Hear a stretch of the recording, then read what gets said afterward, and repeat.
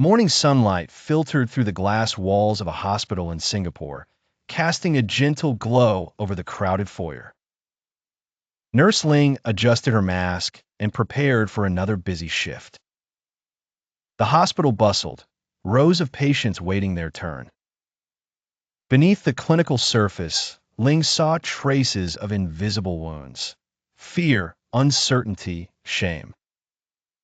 Here, trauma was not rare.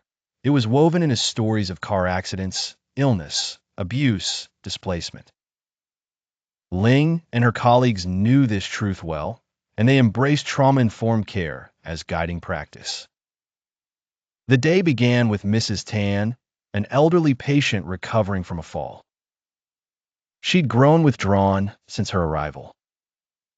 Her daughter, anxious and tight-lipped, explained in hushed tones that her mother had survived domestic violence decades ago. Ling listened carefully, not just to the words, but to the tremors behind them. She nodded gently, avoiding rushed questions or sudden movements, conscious that hospital routines might remind Mrs. Tan of past powerlessness. In the ward, Ling made it a priority to explain every step. "Mrs. Tan, I'm going to check your vitals. Is that all right?" By granting her patient autonomy, Ling fostered trust, letting healing begin with respect rather than pressure.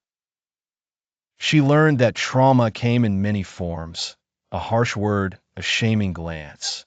And in Asian societies, such experiences were often unspoken, shielded by silence. Later, a young man named Ravi arrived after a workplace injury. He flinched when spoken to suddenly and had trouble making eye contact. Ling recognized signs of trauma, perhaps rooted in childhood or recent events. She created a quieter corner for Ravi, away from the noisy corridor, and gave him time to answer questions.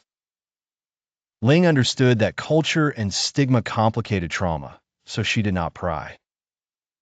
Instead, she made space for dignity and gentle engagement. On the staff tea room, staff wrote reminders: care starts with safety, not assumptions. Ling saw her teammates struggling too.